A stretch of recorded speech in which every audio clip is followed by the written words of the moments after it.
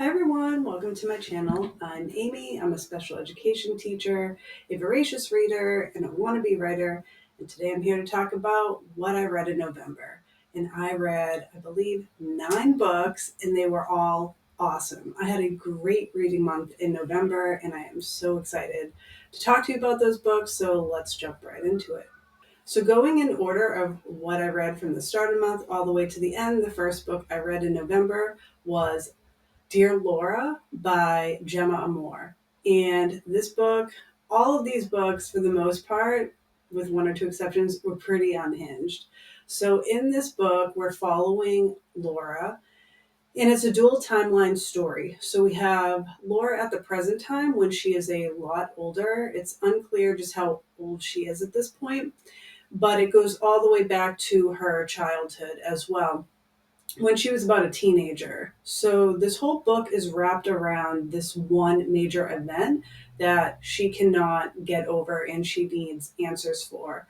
So when she was a teenager, around like, I don't know, 13 or 14, she started developing this relationship with her best friend Bobby. They had just kind of started dating. They may have had their first kiss, and they were on their way to school when she sees Bobby kind of take off with a stranger, and Bobby is never seen again.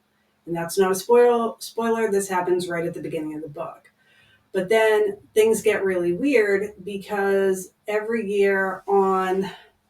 just about every year on her birthday, she receives this letter that starts Dear Laura, and it's from a stranger named X. And X claims to know what has happened to Bobby, that X can give Laura the answers that she's looking for, but she needs to do things for him in return in order to establish trust, that he can trust her with his secrets.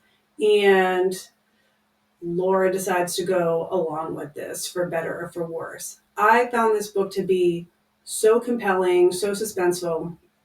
I read it on audio, and I can't remember the name of the narrator's voice. I can't remember the name of the narrator.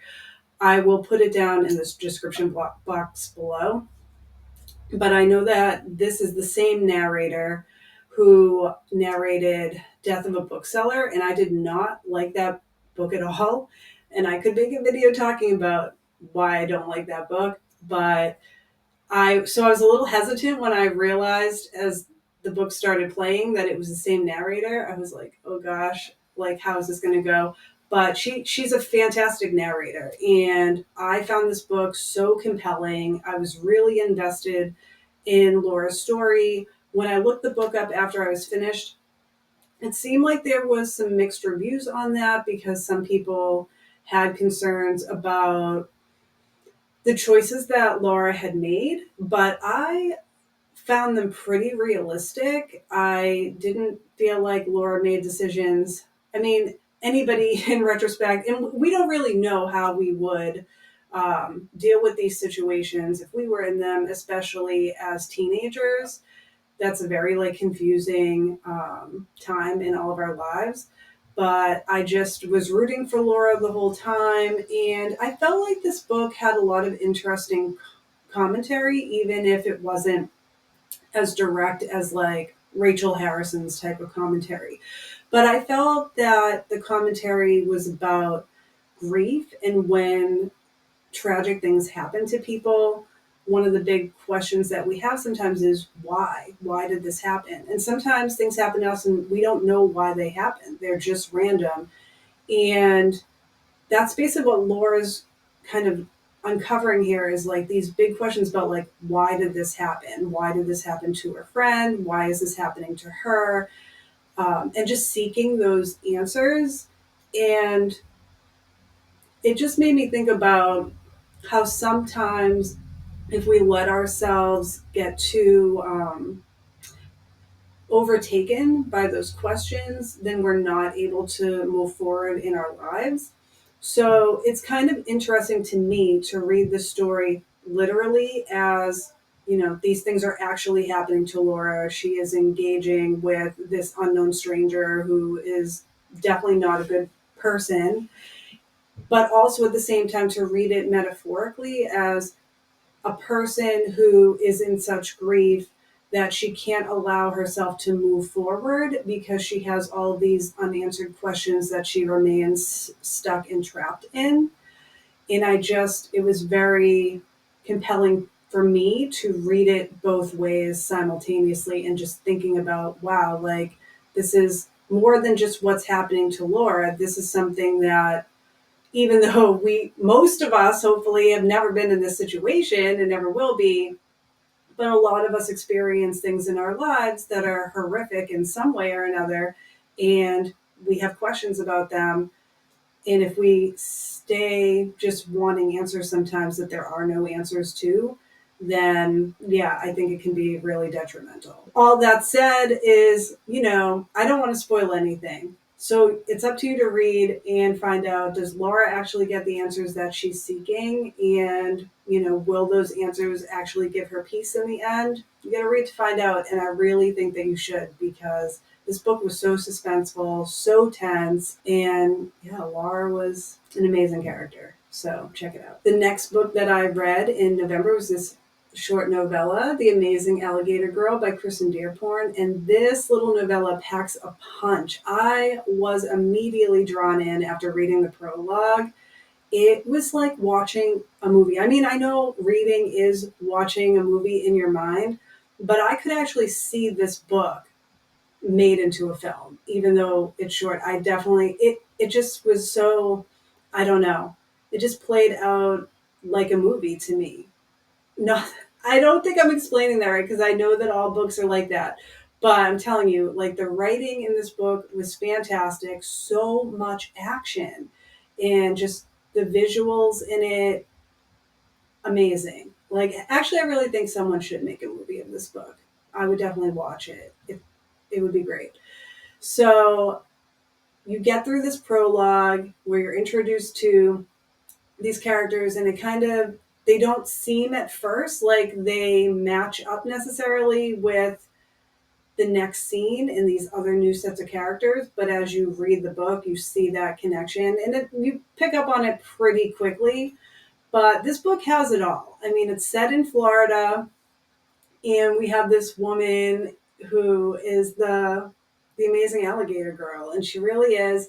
And it deals with her relationship, but this is not a love story. This is not a relationship story. This is a survival horror with so many different elements on it, because we're following this tour guide, and her boyfriend is out giving a tour in the canals, but then something happens to her and she has to go out on the water herself, and it's evening time, and there's just crazy things happening. There are mutant alligators, there are swamp Nazis, there are mysterious gunmen.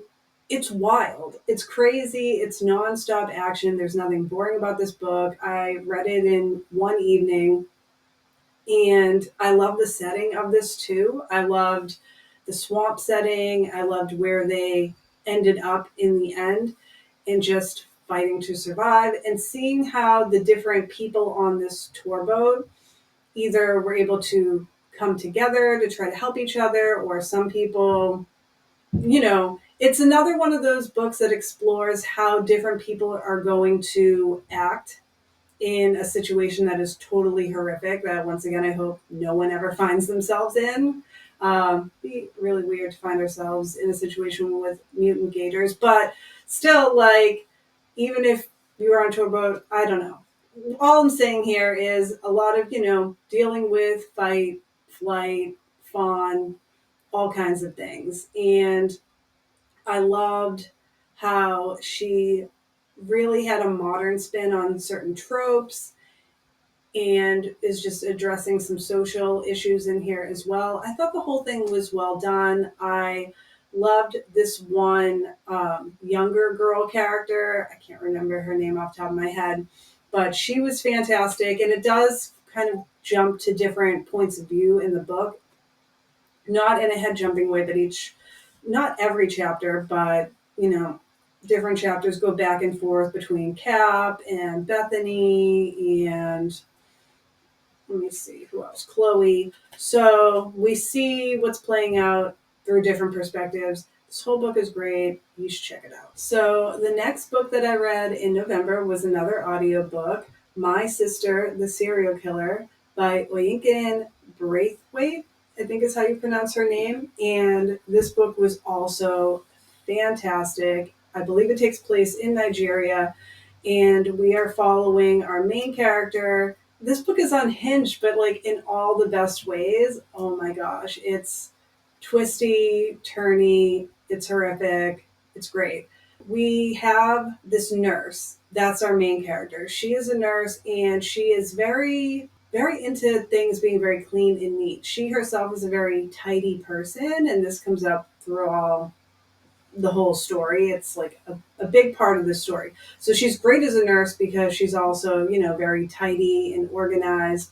But she has a sister, and it's not a spoiler. She thinks her sister is a serial killer, especially when early on in this book she has to help her sister cover up a crime that she committed. And the main character is the perfect person to call because she is so thorough in her cleaning. So throughout this book, this main character is trying to figure out, like, can she really believe what her sister is saying, or is actually this a larger pattern of behavior, and her sister's actually a serial killer? And she doesn't really have anyone that she can talk to about this. So she confesses all of her secrets to a man who's in a coma that is not going to wake up and has been pretty much like abandoned by his family. And the nurse also has like a secret crush on one of the doctors there. And this book has a lot of interesting commentary on pretty privilege is a big one in it, because the main character, she is not considered as beautiful as her sister. And we see what the sister, whether she's a serial killer or not, is able to get away with because of how drop dead gorgeous she is, essentially. So I thought that was really compelling and interesting commentary as well about how we treat different people based on the way they look and how that contributes to things. We also have somewhat, it's not really a dual timeline at all. Sometimes this narrator is giving us memories from childhood that also explain a lot. But I just found the writing of this book was really beautiful. I loved the way this writing flowed. It felt like each chapter was like a short vignette in a way. And I actually really like that each chapter had a title to it, because not many books really do that anymore. So each title of the chapter really just gave another image to go with that chapter. And I just really appreciated that detail. It was really great. But yeah, this book was tense, suspenseful. I was on the edge of my seat the whole time. I definitely want to read more by this author. It was really interesting to also just read a story that takes place in Nigeria, because I don't get a chance to do that that often. And just how what happens in that country and the things that go on in that society either helped or hindered certain aspects of the main character's story with her sister.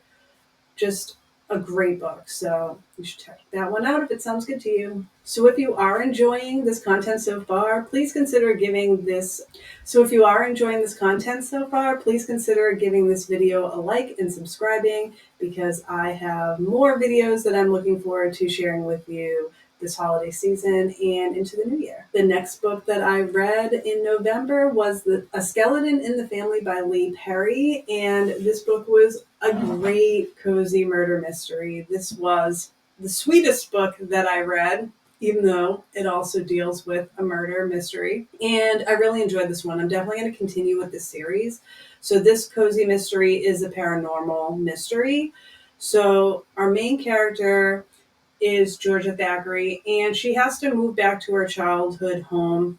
Her parents are away on sabbatical. She moves in with her teenage daughter. They are not unfamiliar with moving around because she's an adjunct professor and she hasn't really been able to get tenure anywhere. So she's starting up a new job at the local college. But at her family home, there is a skeleton, a literal skeleton. His name is Sid, and you get Sid's backstory through the perspective of Georgia when she had first met him as a child. So, in the story, Georgia is essentially helping Sid figure out the mystery behind his death. It's not something he had ever thought about before, but something happens early on in the book that sort of triggers some memories for him, and now he really like wants to uncover who he was before he became this skeleton, because obviously he had had a life before, and Georgia wants to help Sid figure this out. And in trying to solve the mystery of where Sid came from, she also gets caught up in someone else's murder that may or may not be related to what happened to Sid in the past, and they're trying to figure that out together. So Sid actually helps uncover things along the way. And I really liked a lot of the science behind here. She's able to figure out some things based on talking to different people in different departments at the college. And there are people who actually study bones, and that becomes a big part of this book as well. And I thought that was really cool. Just very original, not anything I had read about before. It definitely makes me want to keep reading it. I did not solve this mystery by the end. That was really cool because I really could not tell like where this was going to go. She definitely had some really cool ways of like doing whole misdirections. I just thought overall, when have you ever read a book about a living, breathing skeleton as an adult? And it has cozy vibes. It's really fun. So can't wait to read more. The next book I read in November was The Night House by Jo Nesbø, and this is another one I read on audio and highly recommend. I thought the narration was done really well, and this book was completely unhinged. And for some reason, out of all of these ones, this is the one that I can't stop thinking about the most, that I have the most questions about, the one that I think I might actually maybe in the new year want to do a deep dive video on with spoilers, because this book was bizarre but also had me asking a lot of questions and then just trying to figure out certain things. In this book, we are following our main character, who at the time is a teenager, and he's not a nice person. He's a bully, and he just gets caught up in these weird scenarios. This is not a spoiler, it happens very early on, but he's getting into some mischief with a friend. I use that term loosely because this person is someone that he's also bullying. This person is murdered in a mysterious way, and it's very graphic. You witness it. The main character is not the person or thing that kills the other character. The main character swears up and down and tells the truth about what happened, and obviously because of what it was, like no one's going to believe him. We are dealing with an unreliable narrator, which I don't mind unreliable narrators at all, but this was a weird book, and there were a couple of tropes in it that normally, two tropes in it specifically, that I don't like in most books. And yet it was done in this book, and I didn't necessarily have a problem with it for some reason, which is like so weird. I don't That's the thing. Like, I really don't know how I feel about this book, because there are some things that I'm wondering, is this problematic or is this okay? I actually ended up like kind of doing some research, or at least like wrote down some thoughts about wanting to go down and do more research about certain medical practices that happened in the 80s. I mean, I had heard of some of these medical practices before in certain contexts, but for the purposes for this main character and what they were dealing with, I hadn't heard about that before, so I do want to look that up. And I'm trying to be vague on purpose, because I feel like if I talk about what these two tropes are, it's going to ruin so much of the book. They're like total spoilers, and I don't want to ruin that experience for anyone. But yeah, this book is wild. It's gory. It's crazy. I just, for some reason, can't stop thinking about it. And I don't know. Like, there's some really, I guess what I would say is that what I liked about it is that while you go deeper and deeper into this book, things that happened in the first section, like certain images or words, keep coming around again and again in a different way in these other, I would say like two more acts if we were going to break it down into three acts, like, let's say. So ultimately, like, I don't know how to talk about this book in this video because to talk about it is to spoil it in so many ways. But I have so many thoughts and things I want to share about this book that I do feel like I need a whole video dedicated to it. So if you would like me to do a full review video of The Night House by Jo Nesbø, please leave me a comment below letting me know it's something that you would be interested in, and I will definitely get on that. But if you haven't read it yet, you should, so that we can talk about this together when and if I do make that video. The next book I read in November was The Curse of the Reaper by Brian McCauley. This is the first book I've ever read by Brian McCauley, but it will certainly not be my last. And this is a slasher horror novel, and we are following Howard Browning, who is an older actor. He's been out of the acting scene for a while now. He was the main villain in all of the Reaper movies, and there were like 8 of them, I think. So he was typecast into that role. It was very difficult for him to break out of that mold. So now he's pretty much doing convention circuits for like HorrorCon type of events and signing autographs. Things are just like not going that well for him. Like people aren't really coming out that much or remembering him. But then he finds out that there's going to be a reboot of the Reaper series. He comes to find out that he is being replaced as the Reaper, and they are hiring a younger person to reboot this. And Trevor Main is the person that they are going to hire. And Trevor Main is fresh out of rehab and trying to get his life and career back in order because he was in an accident that led him to go into rehab, and he's trying to salvage his relationship, salvage his career, and just get a fresh start. This book was wow. Howard Browning was such a complex character. It was very hard to sometimes see where this was going with him. And I just know that this book had a lot of interesting things to say about Hollywood in general and how the film industry works, how it treats people, and how people in power have a lot of control. And what I found really compelling about this book is that we get a series of snippets of the manuscripts from the old Reaper movies, and we learn about the lore of the Reaper movies, and we can see these parallels between what happened to some of the characters in those movies and what is happening to the characters now. What's happening with Howard, what's happening with Trevor, and how that's sort of playing out. So dynamics of power is a big part of this book.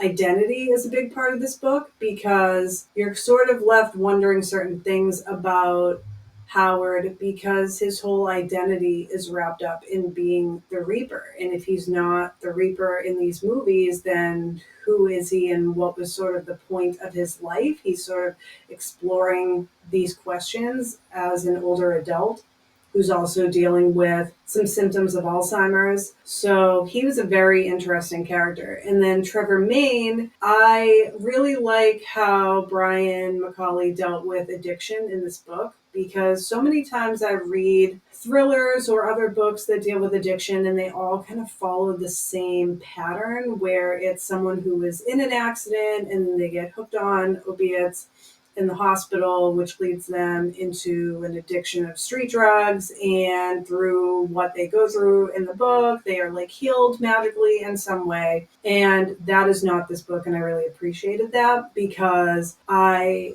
have a family member who deals with addiction, has for a long time. And I'm always interested in reading about addiction and how, I don't know, how that's sort of portrayed, or interested in seeing the commentary on that in the exploration about that. And you can tell that Brian really did his research because he ties a lot of the 12 steps in this book as well, because Trevor is also going to NA as part of his treatment plan. And I just felt like his character was very complex. He wasn't made out to be an overly sympathetic character. He definitely has character flaws, his own demons that he is facing throughout this book, the way he treats other people. It's all, I felt, very like realistic. So this was just a really good example of psychological horror at its finest, also kind of tied into the supernatural.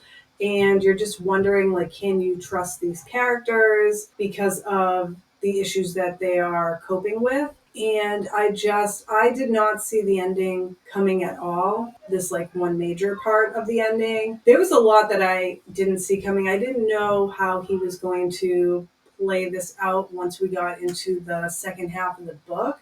But just very interesting. Like I said, great commentary on the film industry as a whole, on addiction, on how we deal with trying to sort of reinvent ourselves or dealing with feeling like we are typecast in our lives. And is there anything that we can do to change certain things? How much is within our control and how much is not in our control? And just seeing how Trevor and Howard sort of interact throughout this book was pretty wild. And there are moments that you feel sympathetic towards both of them, and then there's other times where you're just like really just hating on both of them. And it was a page turner, just like The Night House. I can't stop thinking about this one, so I'm definitely looking forward to reading more by this author. The next three books that I read were YA books, and I was sort of blown away because I mean, I enjoy reading YA in general, whether it's YA horror or YA thrillers or YA fantasy, but I felt like these three were really dark for YA. So the first one I'm going to talk about is Such Lovely Skin by Tatiana Shloty Bonet. This book was, wow. I don't know if I felt the way I felt about this book because I am an adult with children versus how I would have felt about this book if I was reading it as a teenager. I almost want teens in my school to read this and then let me know what they thought about it, because I just felt like, wow, this is really dark material. So in this book, we are following our main character, and this is not a spoiler, you find this out right at the beginning, that her younger sister, much younger sister, she was probably around 3 years old at the time. And at the beginning of summer, you find out that her sister died and that she has killed her sister. She tells us that, but we don't find out like the circumstances around that. It's revealed through chapters throughout the book that it's, you know, it's a dual timeline. So she's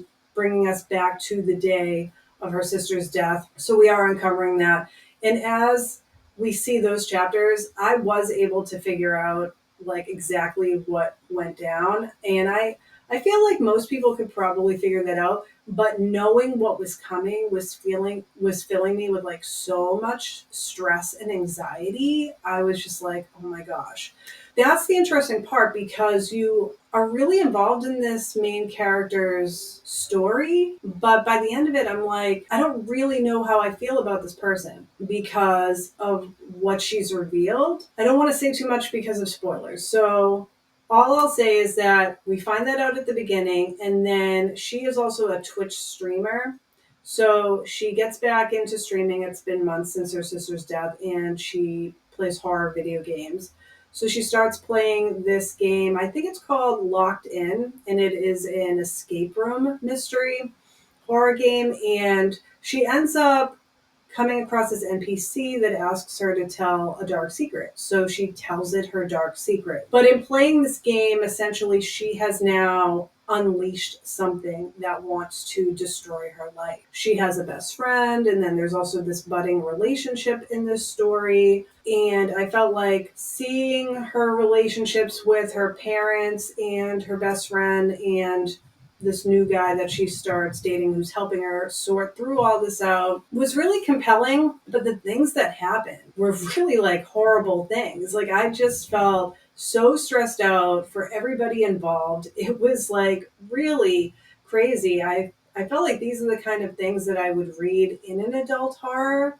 Not in the sense of them being like extremely graphic in nature, although like there were some like actual horrific elements, but just the material itself was just really dark. There's no other way to put it. And I just felt very stressed out reading it the whole time, but I just felt compelled to keep going with it. I don't know. The only thing, and I don't want to say too much about this because of spoilers, but it did have me just wondering by the end of it, like how I really felt about the main character, because you do discover certain things, and I see the commentary that the author is trying to make, and I don't want to say what that commentary is because I don't want to give anything away. And I felt like that really was an important discussion. I feel like the things that she was saying were really important, but I just feel like because of certain things that had to happen in order to make the plot move forward too, I was like, is that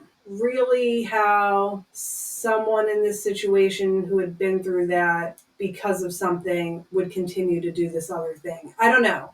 I'm not really sure. So even though I have those kind of questions, it didn't ruin the reading experience at all. I found it very compelling, and just, like I said, the suspense and the sense of dread that I felt throughout this book was very intense, and I couldn't believe it was YA.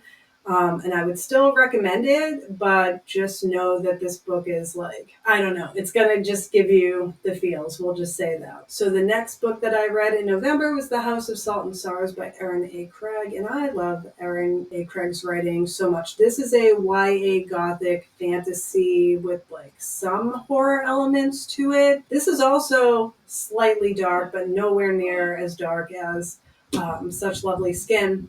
And in this book, we are following sisters, and this book is a retelling of the 12 Dancing Sisters. No, the 12 Dancing Princesses.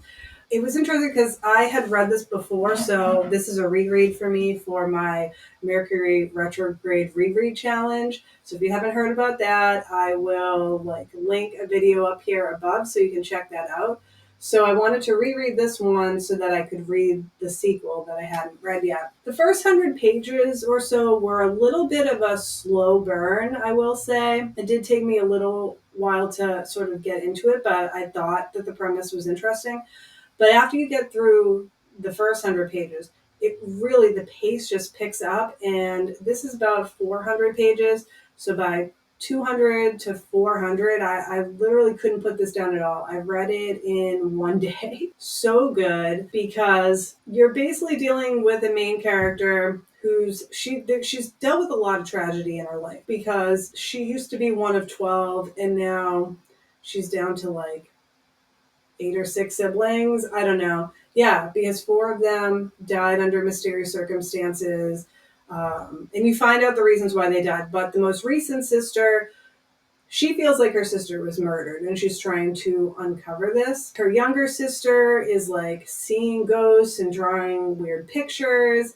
And then there's a romance in this book as well. And the world building is so incredible in this series. So we're learning about like the different gods of their religions. There's different communities who believe in different things. But overall, wow. When you discover what is sort of happening here, there are times where you're not sure who to believe or who to trust in the book. And I love stories like that keep you guessing in that way. This was an excellent reread. So glad that I reread it this month, and it led me into the sequel. So the last book I read was The House of Roots and Ruin by Erin A. Craig. And this book was like over 500 pages long. How many? Like over 530 something pages. And I read this in the course of 2 days. In fact, this was so compelling. I didn't want to put this book down at all. There was no slow burn to the beginning of this one because you're picking up with one of the other sisters. So you already have a background, and it just jumps into action right away. So this time we are following Verity's story. Doesn't have the memories that her sisters have of what happened because she was so young in the first book, and she is just trying to get away and start her own life now that she's around 18 years old. So she leaves and goes on an adventure of her own, and there's a romance in here with disability rep because her love interest is in a wheelchair. But this book gets so unhinged. It's really, really crazy. Another one that I'm like, wow, this was YA, because there was just so much that happened in this book that I thought was just like, so, some things I liked about this book is that it really focused on plants, and there were interesting conversations in a lot of way. It kind of was reminiscent to me of Frankenstein, where you're dealing with themes of someone trying to play God, and when is it okay to try to perfect things or make things better, or when is it best to just like leave things alone and things are beautiful and perfect just the way they are. It also kind of reminded me of Romeo and Juliet in a way, with the scene with Friar Lawrence when he is picking herbs in his garden and you first meet him and he's talking about how, just like human nature, plants can have the power to heal or the power to hurt.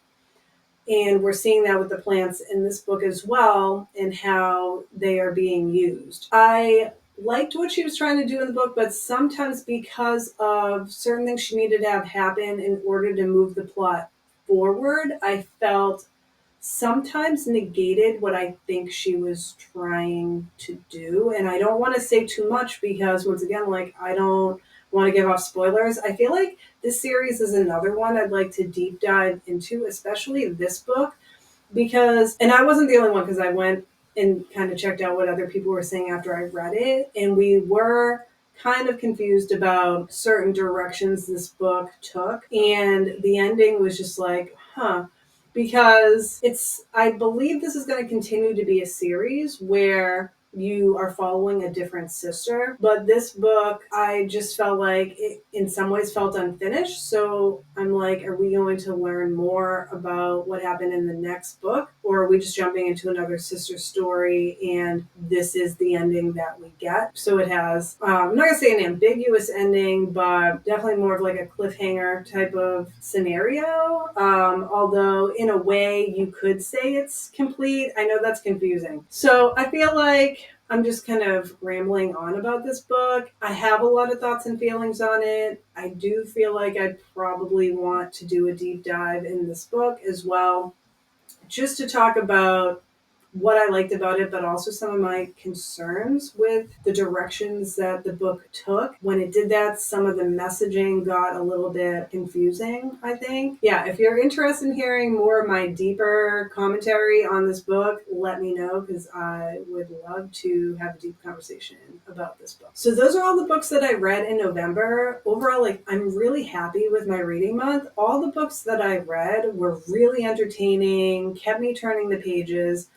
There were a couple of the books, like The Night House and House of Roots and Ruin, where I did have some questions about or concerns about the direction, even with Such Lovely Skin as well. Those are books I might want to talk a little bit about more in depth. But if you like this video, please give it a thumbs up and please subscribe. And I hope to see you around next time. Thanks. Bye.